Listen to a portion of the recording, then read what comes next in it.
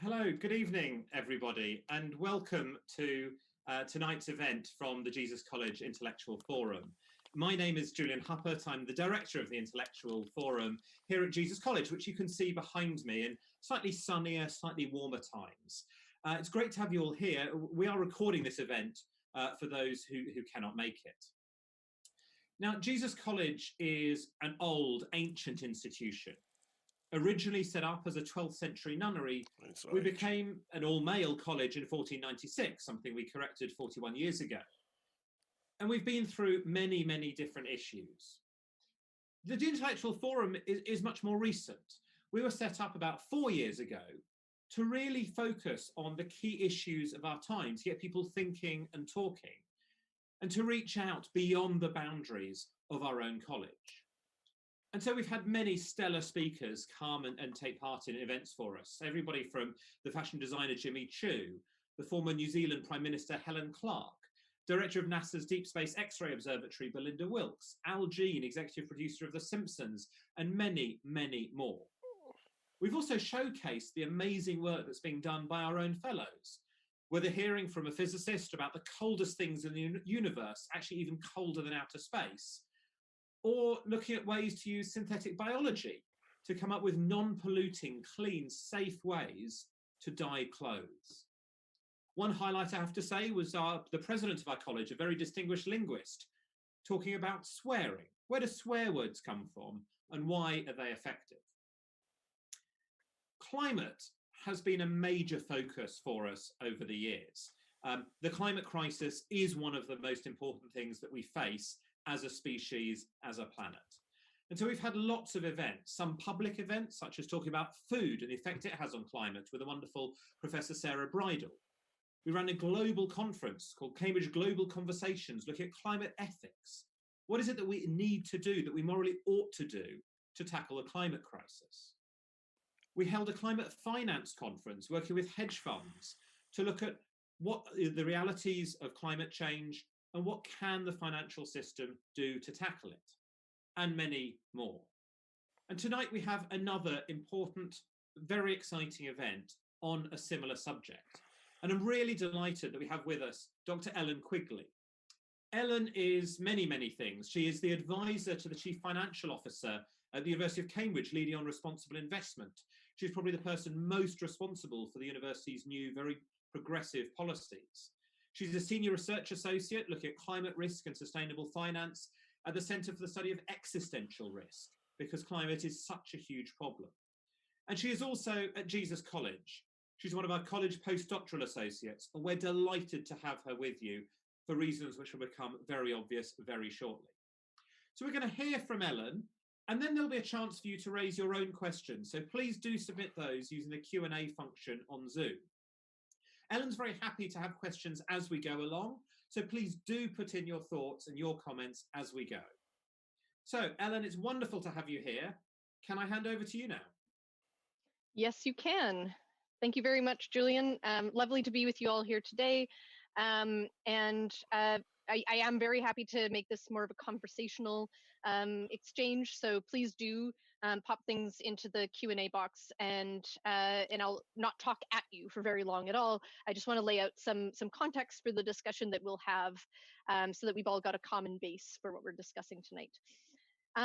So I'll begin just by outlining a bit my kind of evolution through everything from divestment to positive investment to universal ownership, and how they've all kind of intertwined in the sort of approach to responsible investment that I and others have been working on for several years now.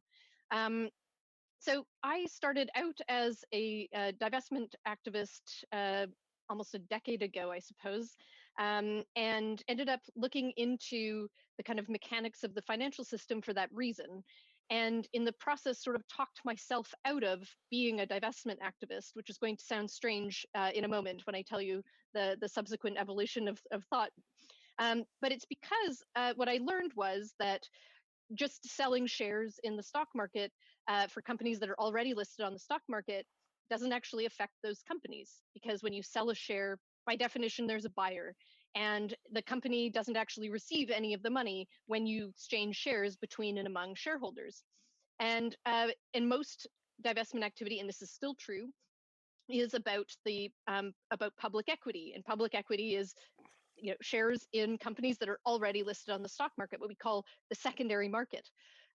So that started to make me rather concerned about the kind of basis for divestment. Would it be kind of a useless symbolic act?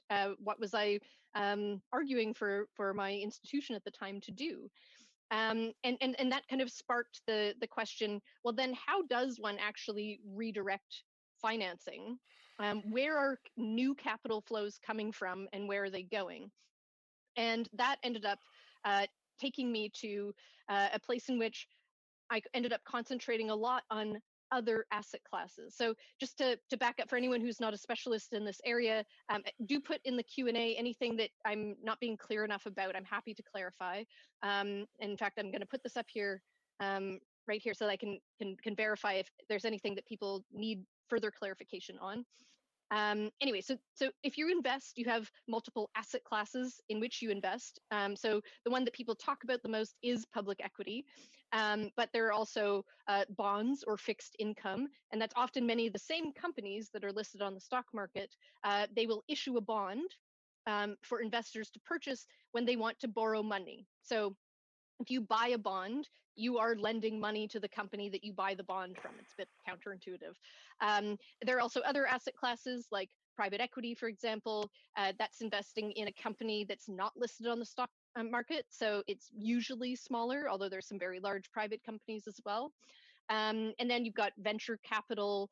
So that's very early stage companies as well. It's quite high impact to invest in those companies because they are quite desperate for capital to grow. Etc. And if you look at the life cycle of a company, this is what I've kind of come to understand. You do start out with that venture capital stage, a fledgling company that really does desperately need every new dollar or pound that it can get. And then typically, and this is not always how it works, obviously, but typically it will become a private company if it's successful. So then it would be invested in via the kind of private equity channels. And then if it got big enough, it might eventually list on the stock market through what we call an initial public offering. And that's when it does get a large influx of new capital from investors as it's listing on the stock market. And it usually does this so that it can pay off early investors, grow by bringing in a whole bunch of new money all at once to fund an expansion plan. Etc. There are also things called SPACs that have gotten really popular lately. There are other ways of listing on the stock market, but we'll keep this conversation simple for now.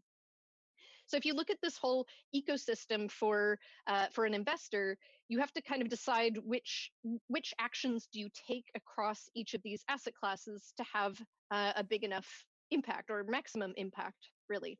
And you have to kind of approach them rather differently. You also have to pay attention, by the way, to other financial sector players because they have a critical role to play as well. And I'll just name two, but there are others that also have a big role to play. One is banks, and the other is insurance companies. And I'll come back to this in a moment. Okay, so someone wants me to describe SPACs briefly.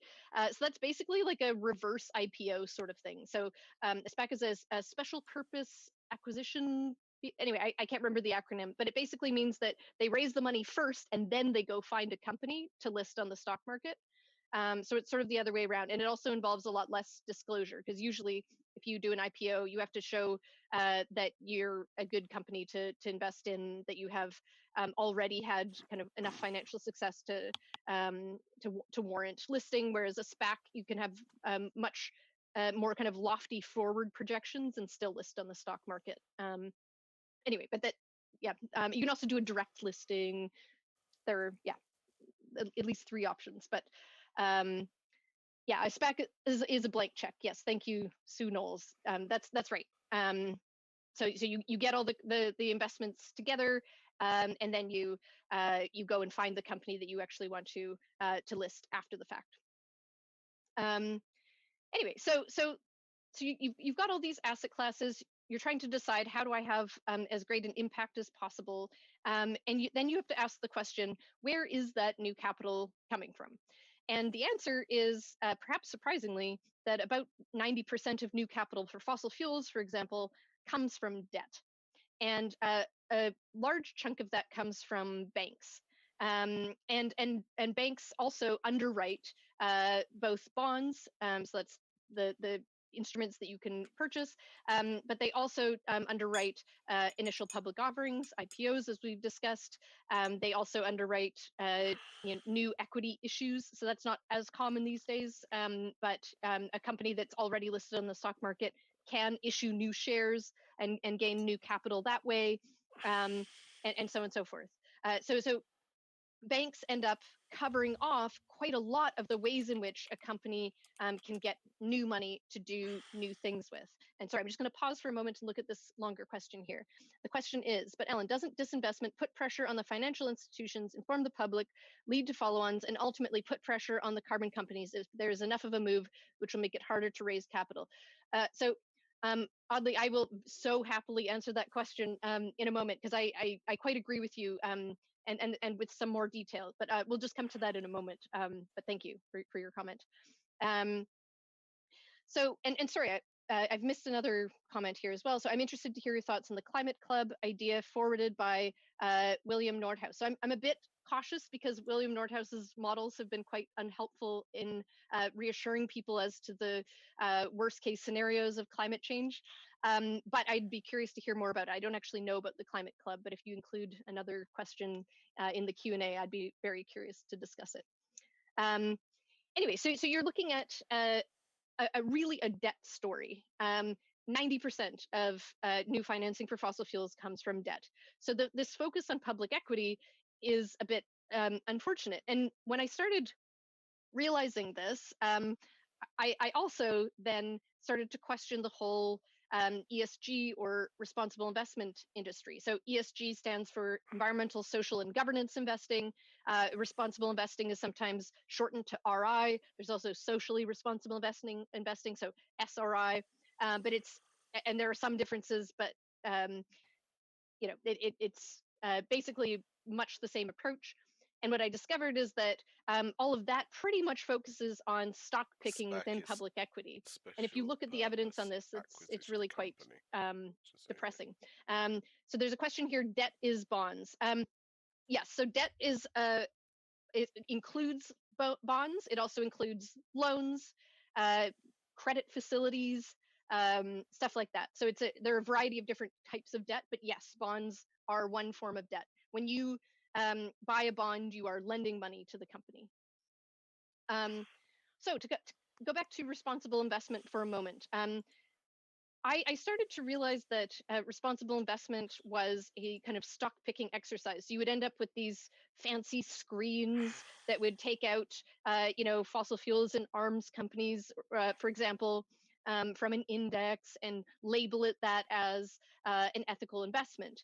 And I started to realize how very problematic that was, because people thought, and I had thought until I looked into it, that if you invest in something, and if you invest in an index that does not include these companies that are doing things that you find ethically objectionable, that it was somehow hurting, or at least not helping those companies. But it turns out that's, as discussed a little bit earlier, that there's just no what's called additionality in that. So any additional dollar that you invest in a company that's already listed on the stock market doesn't really help that company, nor does the removal of that hurt that company. And there's some margin cases we can get into later, because it gets kind of interesting and complicated. But in general, especially if you don't announce it, stock picking within public equity just isn't that effective.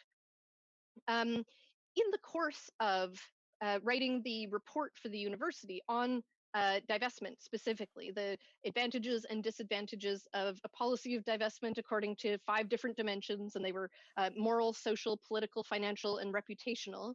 I had a chance to really dig into the evidence on this and compile the various literatures that would basically allow us to answer some of these questions. I've got another question here, so I'm just going to turn to that for a moment. Some 5 years or so ago, I thought that a lot of fossil fuel capital actually came from cash flow of the companies, albeit backed up by long-term debt. Any comment, as obviously this makes disinvestment much more difficult? Very good point. Yes, these are cash-rich companies. They do make a lot of money from just selling fossil fuels, but they also use a lot of debt. So both of those things are true, and they do need debt to continue to, especially engage in very high upfront cost infrastructure, that sort of thing. So so it can still be effective to. And I'm previewing what I'm about to say about the evidence around asset classes, but it does actually appear to have slightly, at least already, have affected the cost of borrowing for companies. The divestment movement thus far has already appeared to have done that to some extent. There's another question here. Does the public announcement of divestment not hurt the companies which you divest from? And the answer to that is yes, as well. So I'll come to divestment and the kind of theory of change thing in a moment, because it's actually really critical and really interesting. But to come back to the kind of asset class question, it does look like the divestment movement, even though it also has not tended to focus on debt, it has tended to focus on shares as well. But even to the extent that it has made it into people's bond portfolios and so on and so forth, it does appear to have already affected cost of capital. So the cost of borrowing has gone up somewhat already for fossil fuels due to the divestment movement. And that's despite the fact that, again, for a lot of institutions, that it doesn't even really occur to them to look into their bond portfolio. I'm not blaming these institutions for that. You know, they're obviously taking a stand in a really important way. But if you imagine that all of the institutions that have already divested but not thought about their bond portfolio, if they were to do so, and we've already seen an effect thus far, you could imagine that it could actually get to the point at which there is a real effect on fossil fuel companies' ability to especially finance new, expensive, upfront, high-cost infrastructure. So that's quite, there's quite a lot of potential there, I thought. So, and sorry, there's another question here.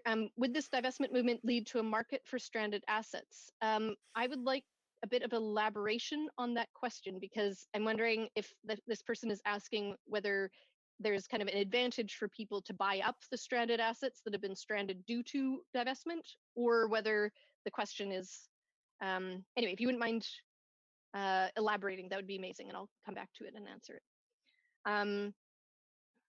Anyway, so you have this situation in which it sort of matters which things you do across which asset classes. And then when I looked into the kind of social and political effects of divestment, I don't think I had fully recognized what the theory of change there was, and I've really come around to finding it a compelling theory of change.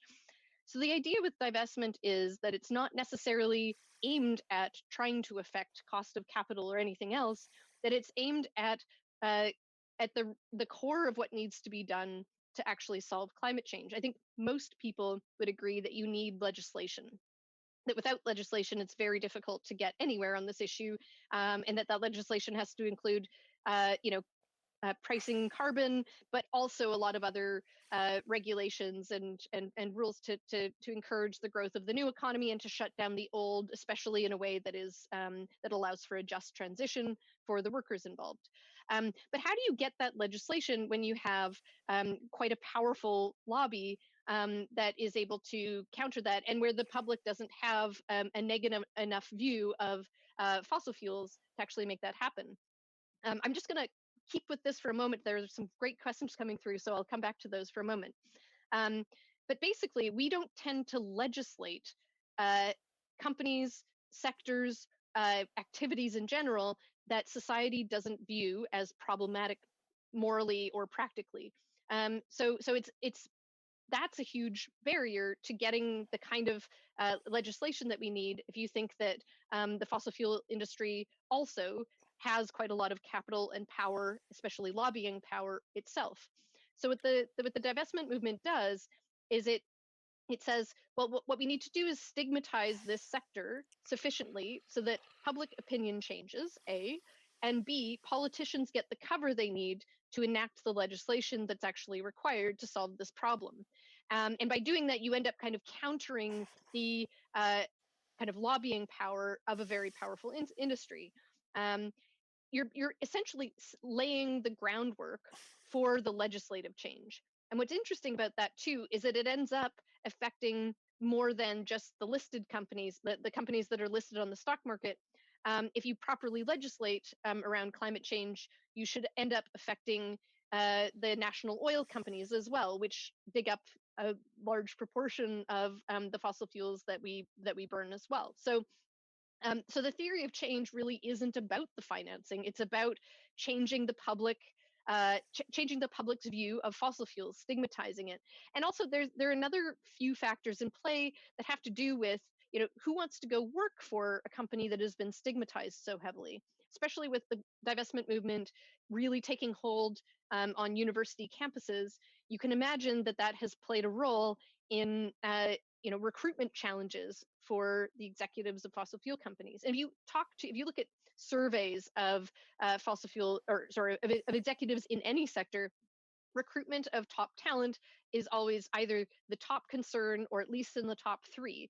So that's always an enormous challenge, and one that is kind of directly affected by the divestment movement. And there have actually been some interesting examples close to home, cases in which the types of large events that used to be possible for recruitment at universities have not been as possible even before the pandemic made that an extra challenge. So we have this whole political source of potential influence that comes from the divestment movement, and then you have the actual impact on the cost of capital through divesting in asset classes other than public equity. So, I mean, all of this, having now reviewed all of the evidence, I am rather persuaded that divestment was the right call for the University of Cambridge, especially as an institution that has a lot of legitimacy, really good brand name, and the ability to get a big headline. And we did. We got amazing headlines from all over the world. That's a good argument for taking that as your approach when you have the ability to contribute to the shift in social discourse that's required. So all quite interested and complicated because it's not just about where each dollar goes. It's also the political environment in which these companies end up getting regulated, and that in turn actually affects the financial system too, because people fear stranded assets as a kind of inevitable response or result if we end up with legislation that basically forces that stranding. And by the way, maybe I should define stranded assets. It's basically assets, let's say like a coal plant that used to be worth a lot of money, but no longer is because of either carbon pricing or legislative action, or even just finances, because now actually coal is more expensive. Building new coal is more expensive than building new renewables in all major markets. But in some markets, it's actually cheaper to build new renewables than to run old coal plants. So that you can end up having an asset stranded by a number of different routes, including economic now, which is quite exciting. So I'm just going to take a pause and go through some of these great questions, and then continue on with some remarks about universal ownership theory. So I'll just flag that now. So there's a question here. Are you saying that divestment policy of large institutions, e.g. the Church of England, the Catholic Church, are a waste of time? I hope that I've made clear that I do not believe that at all. That in fact, I think it's a very important social movement that has already affected social discourse. So there's some interesting papers on this, showing the ways in which the divestment movement has already shifted social discourse. And also many of those institutions have started to look at their bond portfolio where there's this direct effect from divestment as well. So no, definitely not a waste of time. Definitely a very important movement. Another question here. What would you say is the role of cryptocurrencies in the future financial system? Are currencies like Bitcoin really feasible, bearing in mind the massive amount of electricity required to process a single transaction? So I'm pretty anti-Bitcoin for that precise reason, as the evidence from a Cambridge group of academics came out, I think, just a few weeks ago, that Bitcoin uses more electricity than Argentina. That's really quite problematic. Also, as I understand it, the processing power required actually increases as you as they become you have to use more processing power now to create each new Bitcoin.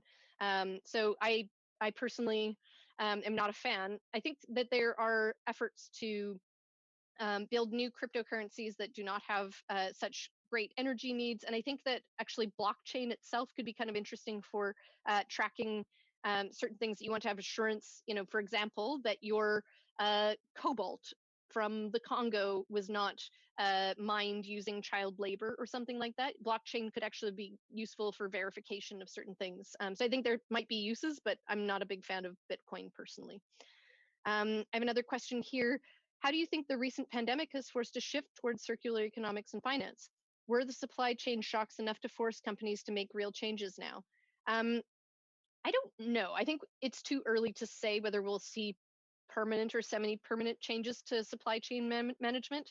I'm a little skeptical about circular economy measures as well, because often it's not that circular. There's a lot of energy that needs to be uh, used to transform the product back into its original state. And we can't have kind of infinite energy usage, even if we kind of maintain the use of a particular material. If it takes that much extra energy, we don't have the space or materials to use that much. Um, okay, we have another question here. There are a number of players in the market that focus on distressed assets, special situations, etc. So hypothetically, looking at a situation where the mainstream focuses on responsible investing and end up creating a market for those assets, such as fossil fuels, which are stranded. Okay, that's such an interesting point, and this gets us into some of the complexities.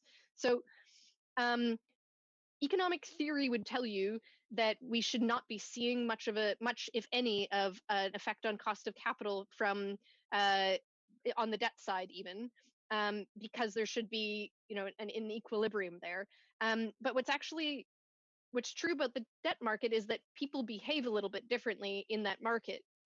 Overall, it tends to be a more risk averse part of the market because bonds, for example, are generally safer. I mean, bondholders get their money back more often than shareholders do if a company goes bust, etc. So it is a safer asset. Therefore, the mindset of people who invest in that asset class tends to be different, and you end up with herd behavior that you don't tend to see as much in other spaces. So even though it might make sense just purely looking at the balance sheet of a company to lend to them, if you start to see others running for the exit, you might start to think that way as well if you're a lender or a bondholder. So it's kind of interesting. You start to see these sort of non-linear dynamics in terms of increases in cost of capital and so on. But what that does is, if it does affect cost of capital, then you end up with higher returns for those who remain. And it's hard to figure out, where those things will balance each other out. Also, I mean, I think you can imagine a scenario in which you end up with distressed lenders being the only ones left who are willing to lend to coal companies, for example. In fact, I wouldn't be surprised to see that happen rather soon, given how much movement is happening on the bank side lately. So if that's the case, then you would end up disproportionately rewarding any investors who continued to lend to fossil fuel companies. But you could imagine that governments might actually begin to step in at a certain point, because they would have no kind of legitimate institutions defending that practice anymore, which would kind of shift the lobbying power such that and if the public is very much in favor of doing something about climate change, which is also increasingly the case, you could imagine legislators deciding to kind of crack down on the distressed lending space, for example, if that was, the sole source of new financing for fossil fuels that would otherwise kind of go bust naturally. So I think this is not a proper answer, in that I don't know exactly what's going to happen there, but I think it's a really interesting scenario to think through. I think we could end up in a scenario in which people who continue to lend or buy the bonds of fossil fuel companies could make more money, at least for a time. But I also think that there's probably a limit to that, because I suspect you would probably see legislation come into the picture. Okay, these are great questions, by the way. May you quickly go back over what the divestment movement is? Thanks. Yes, happily. So the divestment movement is to remove investments in fossil fuels. So it's usually an institutional movement. So the idea is to get institutions like universities or pension funds to sell their investments in fossil fuels. And the definition of fossil fuels can be rather broad, but it can be as narrow as just upstream oil and gas companies and coal, or it can be quite broad and include pipelines and downstream refineries, and et cetera, oil and gas service companies, the whole list. And that can be across asset classes, or it can be much more narrow, and only include public equity, which I wouldn't recommend. I think if you're going to divest, do it across all asset classes. If you come away from this talk with one conclusion, I hope it's that. Okay, Keshav.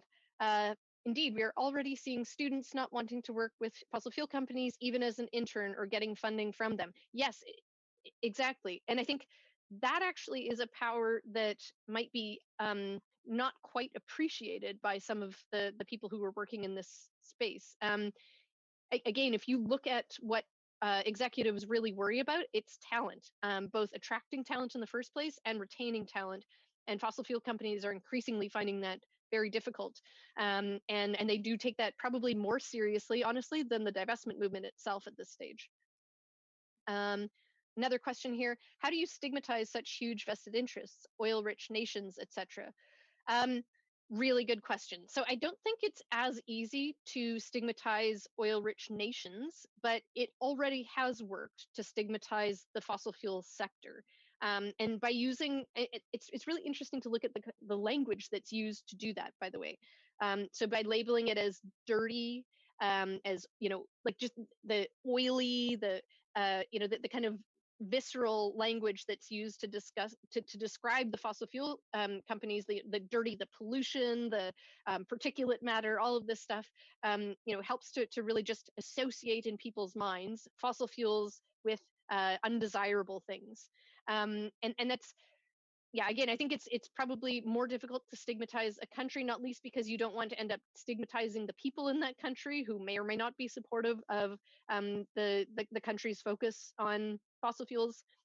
But if you stigmatize the sector and its activities, then that should actually flow onto the countries that have or at least the oil and gas industry and coal industry in those countries as well. It's hard to kind of escape that. If you're stigmatizing a whole sector, it would be very hard to kind of distinguish yourself meaningfully if you were still a fossil fuel company. So it does end up being fairly effective to just stigmatize the whole lot. And by the way, there aren't any fossil fuel companies yet that are truly in a transition. There are a couple that have done some interesting things in the last year, but there is still none that is fully aligned with the Paris Agreement. So it's still kind of legitimate to stigmatize the whole lot, even though there are some differences in how they're approaching the issue. Some are in complete denial, and that's very different. Another question here: what about the large amount of investments by these fossil fuel companies in renewable energies? Okay, so that is actually a myth. So I looked into that for the divestment report, and the amount that companies are putting into renewables is still very, very, very small. So a couple of the very large fossil fuel companies have just announced dramatic increases, but in most cases that will still take it to, potentially maximum 15% of their capital expenditure budget. So that means that still a large majority of the money that they're spending will still go towards continued exploration and extraction of fossil fuels. And the other thing to pay attention to is what is classified as renewable energy. This is a bugbear of mine, so bear with me. But some, we'll probably need some carbon capture and storage, for example, to actually get to net zero. But 85% of carbon capture and storage currently is used for enhanced oil recovery. And of course, you could say, well, it's better to get more oil out of the wells that have already been dug than drilling for new ones, and that is true. But I think we do need to get to the point at which CCS is not solely about maximizing the extraction of fossil fuels in the first place. You also end up seeing a lot of the renewables spending, or what's classified as renewable spending by fossil fuel companies, being biofuels, which have huge land use issues associated with them, unless they're algal or something like that, but I don't tend to see much of that. So anyway, you need to really look at what is considered renewable. In fact, hydrogen is often in there too, and that's complicated. Hydrogen can, be really not green.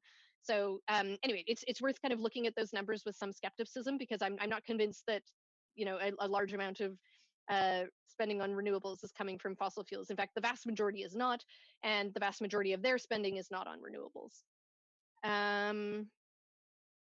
All right, the next question here. In terms of an average saver slash mortgage holder slash current account holder slash pension owner, what can we do to minimize our climate impact? Great question. Switch banks. I think that's probably the best thing that an individual person could do, but make sure you tell them why. So there's a great report actually that just came out today. It's an annual report that looks at the total amount of fossil fuel lending and underwriting done by large banks. You can go look at that list and see if your bank is on it, and if it is, switch banks and tell them why, and switch to a greener bank. And often, local or community banks or cooperative banks, credit unions will, most of them are not big enough to lend to fossil fuels in the first place. So you're probably safe, but you can research that. There are actually a lot of bank switch websites and so on and so forth. So just Google it and make it happen. The other thing is that pensions don't hear from pension holders very often about this stuff at all. So if I talk to even the person who's heading up responsible investment at a pension fund, they will get 5 emails a year, and that will be a banner year. So if they actually get 10 emails this year, they'll think, wow, there's been this huge surge in attention as to climate change, and that might make it to the board. Like it's they hear from so few people that it could actually make a big difference to hear from a few more. I know that sounds crazy, but it is true. Your pension funds, and we'll get into this in a moment because of my focus on universal ownership, but pension funds and sovereign wealth funds and other very large institutional investors actually own a majority of assets globally. They're the really big players, they're the really important players, and they're the ones who have as their clients the very largest asset managers. So you need to, I think if you had a focus on trying to shift your pension fund and not towards ESG necessarily, if it's just public equity, remember they've got to pay attention to debt. Then those are really the two big focal points, I would say. Another good question here. Don't you need to transition to positive impact investment? Will divestment stimulate this? Really good question. So the short answer is yes, but the longer answer is that's not enough. And I think this is where I sort of went wrong in my own thinking for a while, because I thought, well, if you just invest in renewables, then that sort of gradually undercuts fossil fuels and you end up replacing them. But actually, this is not my phrase, but people have been talking about how we haven't had so much a transition as an addition. So we've been continuing to increase our fossil fuel use and therefore emissions, while also building up a lot more renewables. So renewables haven't necessarily been replacing fossil fuels, and it's certainly not hampering their growth enough. So that's a pretty important question to address, because we do need to have a laser focus, not just on doing the good things, but also on ensuring that we don't finance new fossil fuel infrastructure. And actually, maybe I just take a moment and iron over that for a moment, because I think one of the things that I've really concluded from all of this is that we do need to be looking at how to make our future job easier. So if you look at what we're going to have to do, we're going to have to transition a whole lot of workers and a whole lot of infrastructure away from fossil fuels and towards a zero carbon economy. And if we continue to build new fossil fuel infrastructure now, it will make it a lot harder to do that. We'll bring more workers into a field that needs to be shut down, that they need to be kind of eased out of in a just manner. But it also means it's much harder to shut down something that's already been built. The upfront cost has been spent, and at that point, it's less likely that they'd be able to, that renewables would be able to compete favorably. So you end up in a situation in which it's just a bit of a losing battle once the thing is built. If you can prevent it from being built in the first place, that's critical. And that refers to the concept of carbon lock-in, because once you build something that is meant to run off of fossil fuels, it kind of locks in that consumption of fossil fuels and thereby and therefore the associated emissions as well. So, so that's actually really critical. Positive investment is not enough. You also need to make sure that you run down fossil fuel resources um, as, as rapidly and justly as possible. I'm just going to pause from these are such amazing questions, but there are dozens of them. So I'm just going to jump into universal ownership for a moment and then come back to some more questions. Um, Universal ownership, I think, is an interesting concept because it brings a lot of what we've been discussing together into one kind of cohesive narrative and framework, really. So universal owners usually are referred to as pension funds or sovereign wealth funds, some university endowments, etc. Basically, large, long-term entities like that that are diversified, which means that they basically own a more or less representative slice of the entire economy. And if you own everything, then you actually have an interest in the health of that whole system. You start to care, or you should care, a little less about the performance of any given individual company, and you want to look much more systemically at the risks and costs associated with what economists call externalities.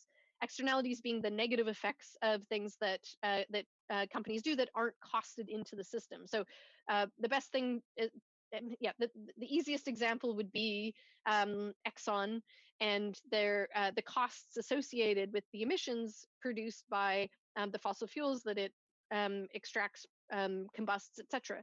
So if you um, so if you look at the kind of externalities costs, especially in the long term, 30 years of emissions from Exxon will add costs to the companies all across your portfolio.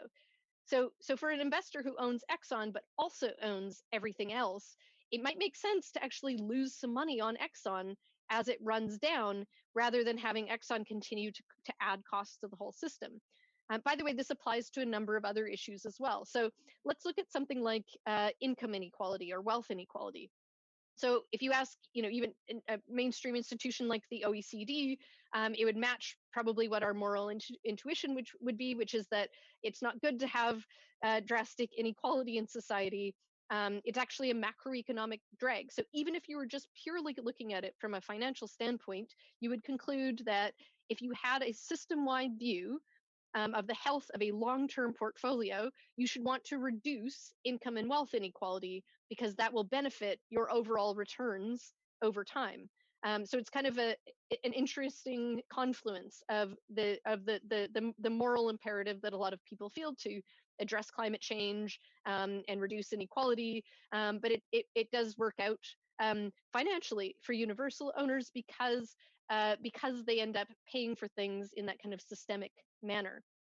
Another interesting example would be antimicrobial resistance, for example, because you end up with large companies that run feedlots or whatever, and they're using antibiotics prophylactically and keeping animals really close, crowded close together, and then they get sick much more often, etc. So, and that use of antibiotics in that manner tends to make it more likely that the diseases that we're trying to prevent will evolve to be able to resist the antibiotics that we have. And that's actually really scary because we're running out of antibiotics as kind of last option kind of safeguards for illnesses that are resistant to the usual ones that we use.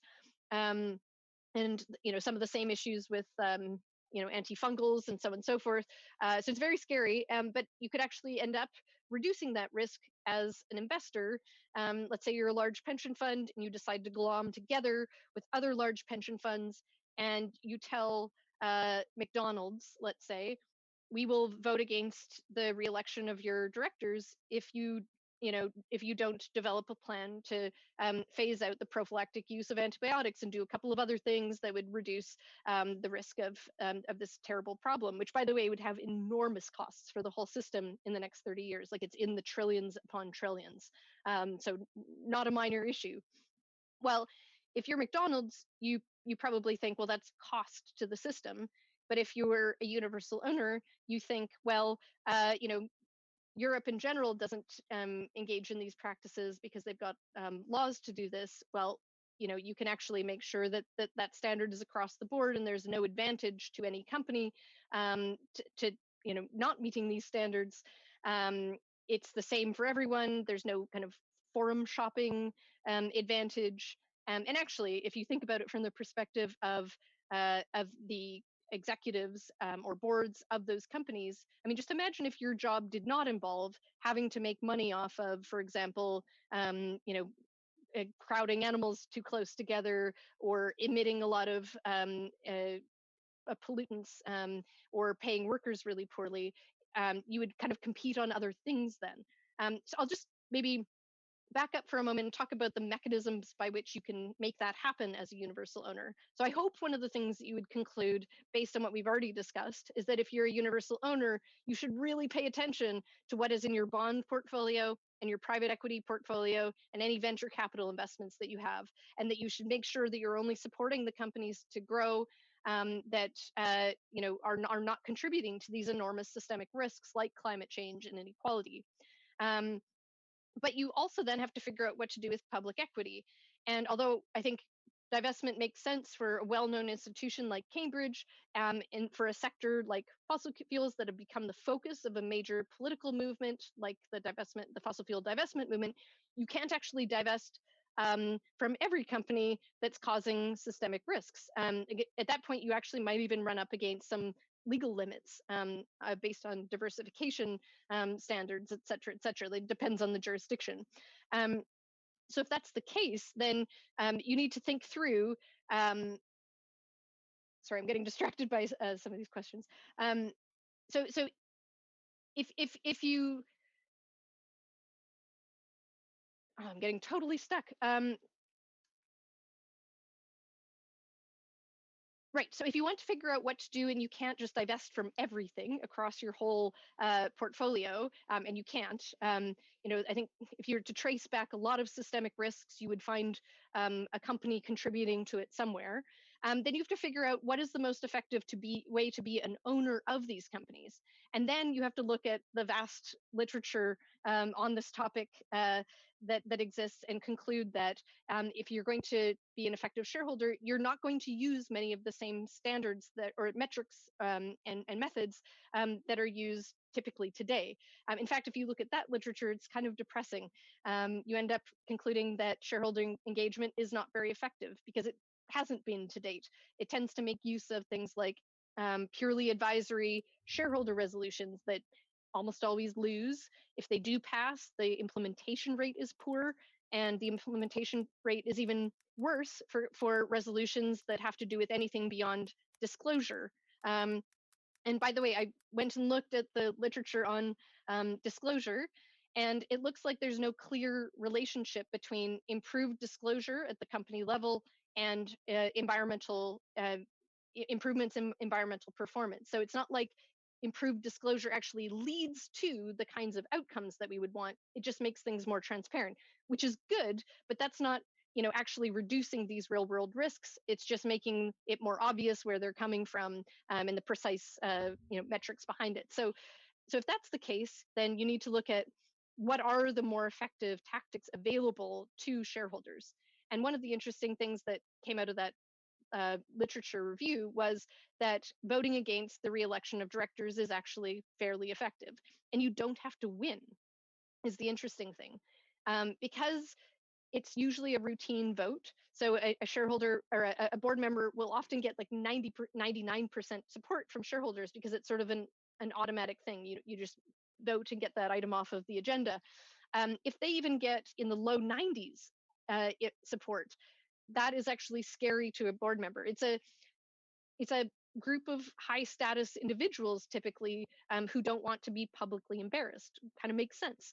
So to lose support to that level even is kind of a slap in the face, and that tends to wake up board members to whatever issue is being raised with them, and it's associated with better outcomes. And again, that's, you could end up with a shareholder resolution that passes with a majority of support, and that gets less of a result than just getting a few percentage points of worth of shareholders voting against the re-election of the board. So, that this is where it really matters which method you're using to get this outcome. And by the way, what's interesting is that we're starting to see more of a focus on voting against directors as a tactic. So I would say that's kind of one of the new things that we're starting to see. And so is actually a focus on debt. So we're starting to see both of these things come to the fore, and it gives me some hope in this ridiculous situation we find ourselves in. So the other thing that you could do, by the way, in terms of being an effective shareholder, has to do more with inclusion in indices. So I'll just explain what an index is for a moment. It's basically when you literally own a representative slice of everything. So let's say it's a stock exchange that like let's say it's the S&P 500 is a very common index. So that's 500 very large companies that are you know listed on a particular stock exchange. So you basically own a little tiny slice of all 500 of those companies. If you own an ETF, let's say that's an exchange traded fund, or some other product that is what's called a passive investment. So you basically just track the whole market. You're just owning a little bit of everything, and as the whole market goes up, your investment goes with it, or down, as the case may be. And as it turns out, exclusions from these indices, especially ones that have some kind of public announcement or something like that, that's actually a very powerful motivator for companies. So there have been a couple of studies looking at the FTSE for Good index. So that's kind of like a responsible investment index. By the way, the standards are not high enough to get into it, but that's a separate issue. If you get a notice that you're about to be dropped from that index as a company, you are much more likely to comply with the standards of the index to maintain your position in it, or to be readmitted if you do end up getting dropped. So you tend to see a lot more actual behavior change on the part of the company from even just the threat of being excluded from one of these indices. Even though it may not directly affect your company, it's kind of that reputational element. So just to back up for a moment, if you're a universal owner, you want to pay attention to what you're owning across all of these other asset classes. You may want to divest from fossil fuels and make a big announcement as well. And then for the remaining companies that you own, you'll want to glom together with other universal owners and be very clear with directors what they have to do to ensure that you don't vote against them, and probably setting up some indexed products to allow for another way of engaging with companies by either including or excluding them in an index. Those seem to be, from the evidence, the most effective ways of actually getting behavior change from companies. And there's a lot that remains to be done there, to be honest. We still don't know the answers to a lot of questions. Like, if you exclude a company from a bond index, is that even more effective? Because you're combining the effect of an exclusion from an index, as well as the threat of actually increasing the cost of capital, because there is actual additionality in the bond market. So that's the kind of overall approach that a universal owner may take on the basis of the evidence that we have today. And it kind of, if we incorporate what we've learned about divestment and the kind of social discourse effects and the kind of shaming element to do with voting against the re-election of directors or exclusions from an index, you end up with a much more complex picture than just, this dollar goes there and it does this. It's much more complex. And I think, just to perhaps conclude central remarks, but I'm happy to keep answering questions, of course. It's that we need to keep in mind, what the kind of holy grail is here. And, from the perspective of climate change, it really is to make our jobs easier in the future. So again, just to reiterate, it's all about tracking where capital is coming from that's going into the construction of new infrastructure, exploration for new reserves we have to keep most reserves that we already know about in the ground. So exploring for new reserves doesn't really make sense, etc. So really keeping that focus on on fossil fuels, on the sources of emissions, is really critical. As much as it is important that we build lots of new renewable infrastructure, it's at least as important, if not more important, to ensure that we are actually not just not building new fossil fuel infrastructure, but winding down what we have and supporting legislative efforts as well, because that is ultimately what we need as well. So I'll maybe turn back to the questions if that's good for you all.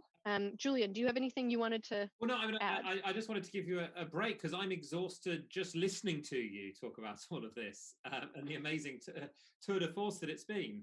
And we do have loads of questions. So can I just butt in and ask a couple to try to capture Yeah, broad please. themes? Because your top tips were fantastic. Now, it's possible we have some universal owners in the audience. And so you've been very clear what they ought to do. For anybody who's listening who isn't themselves a universal owner, can I just come back to what they ought to do? So you've talked about changing your bank and telling them why you want to change your bank. What else should people do? What should each of us be doing in our daily lives to help with this project?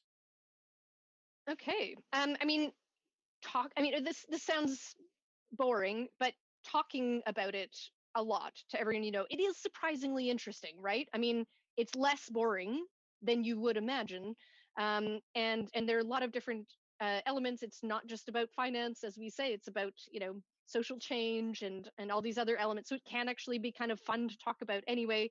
That's actually quite critical because that's the way that we spread ideas as a social mammal. But also, I think having that focus on institutional investors that you happen to be affiliated with, and that's why earlier I had mentioned, writing an email to your pension fund. Again, that sounds boring, but actually, if you do that, they're unlikely to hear from that many people that year. So that can be quite effective. And also, I mean, I do assume most of the people on this call are in the UK. So actually, just the people on this call writing to their pension funds would probably, significantly increase the number of responses that they got this year. And that is actually taken fairly seriously because they very rarely hear from beneficiaries on any topic, let alone climate change, on any topic. So I think that's absolutely critical. And any other institutions that you are affiliated with, that might be a foundation, a university, a college, any other institution like that, that's a larger block of money than most of us have available to us, unless we're extremely lucky. Um, and then the other thing that you can do, and there are lots of options in the UK actually, to just directly yourself invest in, community owned wind projects, for example. I mean, there are just a lot of options to just directly invest in renewables here. So it's quite an impressive array, and something that, I mean, again, that's not the whole picture. We can't just invest in good things and get out of this bind that we're in. But certainly, you can at least feel like you're contributing to locally owned energy production that's not adding to the problem. And can I just pick up on that side about investing in renewables? We've had loads of questions. I think we're up to about 70 or so questions that have come in, so we're not going to get through all of them. But there's Wow. a couple of questions which I thought fitted on with this side. So one from Stephen Mitchum: are there sufficient investment opportunities available to soak up the funds that are freed up from divestment or are added to? Is there a risk that we end up overinflating the green qualifying market to levels that don't reflect the true financial value? I actually think that's a really interesting question, and probably a partial answer is yes, especially for companies that are already listed on the stock market. I mean, green companies tend to be on the smaller end, so you actually could end up inflating their stock prices. But that, again, that doesn't actually do anything to increase their necessarily increase their ability to build out more infrastructure, because there may be other barriers in place. And if you think about it, like, it's not just a question of financing, right? You need to have a supply chain that can allow you to get all of the components for each of these things, and you also need to have the skills available to construct them, and so on and so forth. And I'm starting to hear that from there are still countries that are building coal plants, not necessarily because that makes sense even financially, but because they know where the supply chain is for that. They have the workers who know how to do that. So that's the other barrier. So I think that is actually, yeah, a significant issue. I still think there is probably still more space for green financing, but it's definitely something that needs to be attended to. And that's kind of one of the other reasons that I tend to look more at the kind of dirty side, as opposed to the green, because I think that it's not through necessarily the financing that we need to get the change required on the green financing side. So you mentioned coal, and you mentioned the difference between the green side and the dirty side, which brings me to a question from Nick King, who points out that new wind farms and renewables, improved public transport, vital future infrastructure rely on steel. We don't have a way of making steel without coal. So will we end up just ditching the coal and therefore not being able to do what we need to do, or that we just have to rely on production of coal in less scrupulous countries where they may make environmental damage somewhere else? You know, how do we think about the fact that the green side has some dirtiness to it? It's another great question. I love these questions. I'm definitely going to look through them all later for that precise reason. So let me just say I'm not an expert on steel. So what I'm saying is kind of high level. But two things. One is people usually do distinguish between thermal coal and the coal that is used for steel because we know that it can't be fully decarbonized yet. That said, like you can actually bring down the emissions of steel to a certain extent by at least allowing the electrical load to come from renewables. It's done in Norway and so on with hydro, etc. But also there are new technologies that are currently under development that some people think are not that many years away that will allow for a different way of making steel. In fact, I've heard that hydrogen may be a good pairing for steel for complex chemical reasons I actually don't understand because I'm not a chemist. So I mean, I have some hope there. I also say this: there's a possibility that the solution in the end could be to use coal still, but have that might be one of the uses that we have for carbon capture and storage. I happen to think that people plan to use carbon capture and storage way too much. It's almost like our modern form of indulgences, that we think everything can just be mopped up by carbon capture and storage. And I think we need to avoid that for most things. Steel, though, may be one of the exceptions in the end. And by the way, I just want to insult biomass for a moment because there is almost a bit of an opening for that, and I forgot to do that before. Biomass is not a climate solution, especially now that there really isn't enough, waste wood around to feed these things. They are actually contributing to deforestation. Like the Drax Power Station up north in this country is the biggest in the world, and it's running off of virgin forest in North America, and emissions, as high as coal or higher by some calculations. So let's not build biomass plants either. Now, there's been a few questions about ESG, and you've been quite critical of ESG. So Zanana Vittner says, would you not recommend working in ESG and finance to make a difference to climate change? There's been, how do we improve ESG? There's a lot of people who are quite hopeful about it. You're quite critical. I also love that question. So anybody who really learned about where the actual potential for impact is should definitely go into ESG because we need you. Because people do not seem to recognize this. And I'm not actually I actually think people who go into ESG, by and large, are a very well-intentioned group of people. But it's counterintuitive. What I've just said to you all today is very counterintuitive, and a lot of people have not thought about this or have not looked at the evidence behind a lot of the common practices in this field, which means that you have a lot of well-intentioned people unwittingly doing something that has had very little, if any, impact. So I would hope that you would go into ESG if you're interested in this, and especially if you're willing to help shift the focus towards debt and private equity, and towards voting against the re-election of directors. Because again, those are, the things that we now know on the basis of the evidence we have today are more effective than the stock picking and public equity form of ESG. So yes, please go into the field if you, are going to come and help change the field so that it becomes more like a a universal ownership type approach. We've had a few questions. People say, like, how do I find out where my pension is, who's good, who I ought to be reaching out to? What are the best real sources of information? This is from Sue Niles, to find out how green banks or pension funds actually are, who you're invested with. What should we be doing? That's another really good question, and one I don't have a great answer for, but I'll give you a couple of initial thoughts. So there is, I mean, this is not perfect, but it's pretty good. The Rainforest Action Network report that came out today, so it comes out annually, and the 2021 report did land today. It's quite a good day, except for that it's not great news. Although fossil fuel financing actually did fall in 2020, and I actually did not think that was going to be the case because so many of them were were in dire straits and probably in great need of capital. But that report would usually allow you to figure out where your bank is in terms of its fossil fuel lending. I will give you a caveat though. It tracks relatively closely to the size of the bank.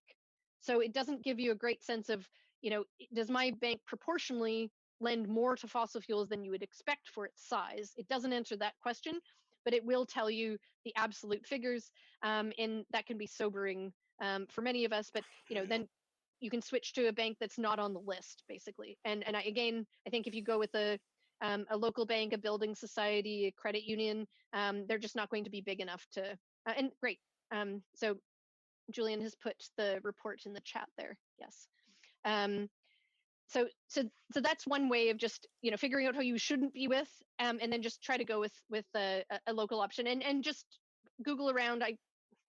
Hopefully you can find, sorry, this is not the best advice because there isn't like a central database in which you can find your ideal bank. Although I will also say this, there are a bunch of bank switch websites that do tend to be able to tell you in many markets what the best banks are for you. So just type in bank switch, and you'll probably find something. There are at least 3 websites I know of that can get you an answer. On the pension fund side, you're probably going to have to write them that email that we've talked about a couple times to ask them whether or not, like, if for example your pension fund has said that they've divested, ask them whether they've done so across all asset classes and specifically mention bonds or fixed income and private equity. So you can actually kind of verify that yourself.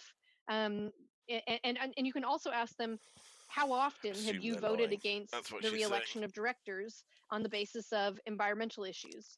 And that answer, I mean, that will really tell you what they're doing, because I mean, I was kind of laughing while reading through BlackRock's most recent report on this, because they proudly announced something that they then kind of themselves undercut.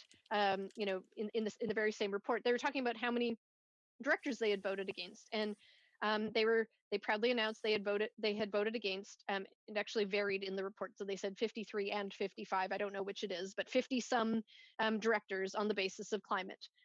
And then later on, they mentioned that they had voted against 5,500 directors on the basis of governance issues. So how seriously do you think BlackRock is taking this issue if 1% of, if they're applying this principle 1% of the time for climate that they're applying on governance issues?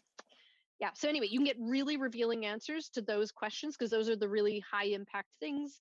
So ask those questions and let me know what you hear back. I'm deadly curious.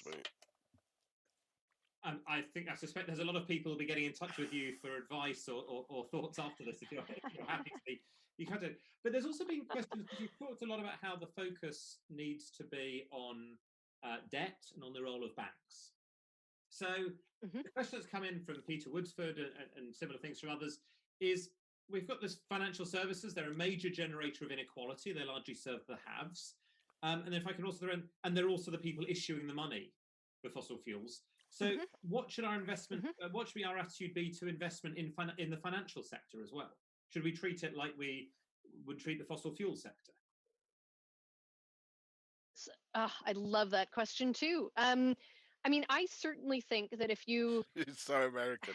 Every fucking one could imagine that the divestment movement will train its sights on banks next, because it's actually not a large group of targets. You could end up excluding like 40, 60, 80 big banks that are account for a very large proportion of this lending and underwriting.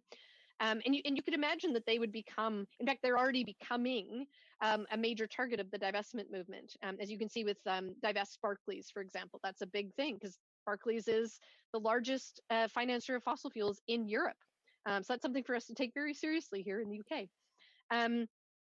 But even if that doesn't happen, I think even as a shareholder, you should be particularly aggressive with the banks because they're just the nexus of so much of this activity.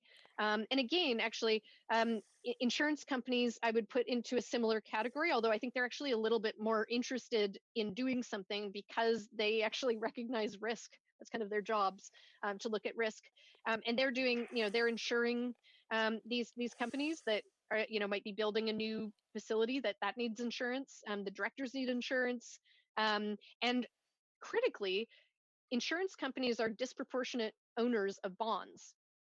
So they own just a vastly larger sum of the total bond market than you would expect given their size. So I love the idea that we would, put squarely in our sights these players within the financial system, whether it be through divestment or through voting against the re-election of their directors on the basis of their activities in this space. I think probably the latter for these players might be best, just because we don't have much time. Essentially, I think probably best to try voting against directors first. So there's another, I mean, we have the best part of 100 questions. We were due to end now, but if it's all right, I might overrun by a few minutes just because there's so much left. But if you're exhausted, then do say. So there's one question about from John Corbin. So oil and gas companies typically use about 5% of the total oil and gas that they produce themselves. All of the rest of it, they sell on to others. There are consumers who are responsible for most of the carbon footprint of fossil fuels when you're in a car, when you heat your home. So is it right to be focusing on the companies and their access to money? Or is it actually about more taxation on fuels in general and tackling the consumer behavior or other company behavior, the people who actually use the fossil fuels? Another really good question. So, I mean, let me start by saying I think we do need carbon pricing, which is effectively a tax that would fall on the consumer in the end, which I would hope, by the way, would end up being a carbon dividend that would disproportionately pay back to people in the lower end of the income scale for a number of reasons. That seems to be the right way to go, especially in terms of acceptability. But I think there's a broader issue there because if you look at just increasing the cost of petrol, for example, is that really going to get everyone to switch to electric vehicles? The answer is no, not if there aren't enough charging stations, not if electric vehicles are not sold in dealerships, which they're often not because dealerships can't make as much money off of the repairs for electric vehicles because they don't have a drivetrain and all this kind of internal machinery that usually requires more repair. That's how dealerships make their money. So it's not there. You can't test drive it as easily. You don't know if you might have range anxiety. We think of ways that we worry about running out of petrol, but you can imagine what you would do in that scenario, perhaps more easily. Anyway, there are all these kind of cultural infrastructural barriers in place that need to be addressed before you could ever kind of get at that issue on the consumer side by simply increasing the price of certain things.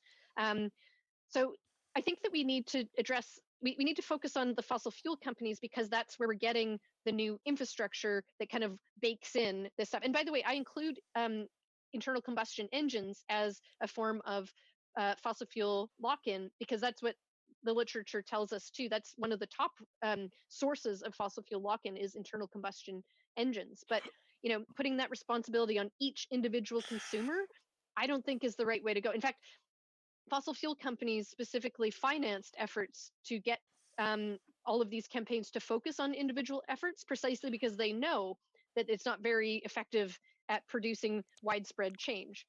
So you really do need to look at the big moving pieces and shift those first. And sure, we need carbon pricing, and that would affect the end consumers' behaviors at the margin as well, and hopefully we'd get carbon pricing to a level high enough that it would change some decision making. But that won't be enough if we don't get some of those big pieces in place, and if we don't get legislation that fossil fuel companies don't want in the first place. I remember when I found out that the whole idea of your personal carbon footprint was so pushed by the fossil fuel companies, it was really quite shocking. And I think it's, one of the things that I took away, it was probably you who told me, but it's really quite a powerful thought that focus on personal behaviour lets some people off. I'd like to finish with two questions, if I can, and that will still, I'm afraid, leave us with the best part of 50 that we haven't managed to touch. Which shows just how much interest there's been. This has been the best attended Cambridge Festival event we've ever held. So I want one question from Georgia Davies, which really starts to make us think a bit more about the overseas situation. So you're talking about the challenge of shutting down fossil fuel infrastructure that's already been built because the upfront cost has already been put. So to what extent do you think low-income countries, newly emerging economies, will become more sustainable, use more renewable energy in the future than countries that have already developed because they haven't committed all of that resource already? I definitely think, well, let's say, okay, first of all, I hope that there will be this kind of leapfrogging, but I also think there almost certainly will be. I mean, we definitely need to encourage that in a number of ways, financially and otherwise. But I think I would be very surprised to see the same kind of trajectory, infrastructure trajectory in low-income countries as the ones that we've seen in very wealthy countries such as this one. And then the final question, going back to universal ownership. So you've got this idea that universal owners are those major pension funds, other institutional investors who just have that cross-section of the entirety of society. They own a slice of everything. So the question from Keshav, which takes us to a sort of fairly interesting fundamental question. Are you essentially saying that universal owners should act as a legislature trying to improve social welfare? And is that, I'm going to add this bit, is that really what we think should be the role of pension funds as opposed to genuine elected legislatures? Such a good question. And it's actually something I struggle with, to be honest. But here are a couple of ways you can think about it. One is that currently, like the status quo is that pension funds are unwittingly contributing to making these systemic risks worse. So that's the default. That's where we're working from now. And by the way, that does involve some undemocratic behaviors because, again, probably unwittingly, the companies that pension funds invest in are lobbying, including through trade associations and directly, against some of the legislation that we want legislatures to pass. So that's the status quo. I would view pension funds taking these issues seriously and advocating for improving them. I would say that would be an improvement on the status quo. But I think your concern, Keshav, remains actually. Who monitors the monitors is a very big question, and it's one that does come up with universal ownership. I think we have a couple of issues. One is that, I mean, capital crosses borders, and that means that forum shopping is always a risk, and companies will have every incentive to move their operations to the country that allows them the most lax regulatory regime. And if that's the case, then you kind of need a cop that can also cross borders. And having now interviewed dozens upon dozens of these pension funds, it's kind of interesting because these are mainly people who could make more money working elsewhere, and they really do have their beneficiaries in mind. They kind of want to have the population live long and dignified lives with a social safety net. That's a very different mindset. And if they're sort of responsible for the whole system, you could imagine that would induce in them a bit more of a sense of responsibility that might match the kind of global nature of some of these problems that we face. I mean, you very much could and perhaps should argue that that's what we have international treaties for. That's why we have governments negotiating around these issues. And I guess I just see universal owners as being more or less supportive of those efforts. because actually, if you can imagine that right now, by de facto, universal owners investments are actually decreasing the probability that those governments will come together and create a treaty that will start to close some of these gaps. But they could be doing things that would actually be supportive of those efforts legislatively at the country level and at the international level. And I suppose, on balance, I would very much hope that they would be supportive of those legislative efforts to reduce all of these risks. But that isn't to say that that concern is bunk. I think quite the opposite. It's something that needs to be thought through really carefully. I just think that we don't have much time, and these international treaties need to become incredibly ambitious and aggressive, and it needs to happen now. And if we have the support of the largest blocks of capital in the world, that will make it much more likely that we'll actually get what democratically people seem to want. If you look at these polls all over the world, people want less inequality, people want more climate change mitigation efforts, and so on and so forth. So in this strange way, it ends up reflecting more accurately the actual democratic wishes of the public, to have the involvement of these large funds. But I still think it's an open question how you manage that going forward from a governance perspective. Ellen, this has been a fantastic evening. And just to finish by quoting a comment from Audley Burnett, what a talk, agile, urgent, informed, a triumph to answer questions on the hoof like that. I couldn't put it better myself. So thank you so much for giving us so much information, responding to so many questions. I'm sure there's a lot more. Just if people do want to know more, where should they look for more about universal ownership and your work? Where's the best place to get a primer on it? So I have written a number of papers, and the divestment report itself has 2 appendices you should look at. No one ever looks at the appendices, but appendices 4 and 5 are actually some of the building blocks of what I've said today. So that's the university's divestment report on the website. I think Julian's looking it up right now. And I do have a paper that I'm just going to also pop into. Is it, Julian, should I put it in the chat, or can people see that? If you put it in the chat, people should be able to see it. Great. Okay, so, and this is my my paper that's kind of a practical framework for universal owners. So it's meant to be plain language and accessible to people outside the field. If you find anything in it that is not clear to you, please let me know, because I do actually want it to be broadly accessible. Sorry. But I have a bunch of other papers, and you can find them on the CSER website, probably still lists them. So yeah. CSER is the Cambridge Centre for Existential Risk. So Ellen, thank you very, very much for joining us. Thank you for everybody who's joined us for today's event, which is part of the Cambridge Festival. We hope to see you at other events that we're running here at Jesus College. So we have a couple of things coming up this week, looking at atoms and looking at ripples, looking at both the science and the artistic elements of ripples. And then we have an amazing program coming up next term and afterwards. So join our mailing list, join Twitter, join Facebook, follow us. And I hope you've had a wonderful evening. So wonderful to see you. Thanks for being with us.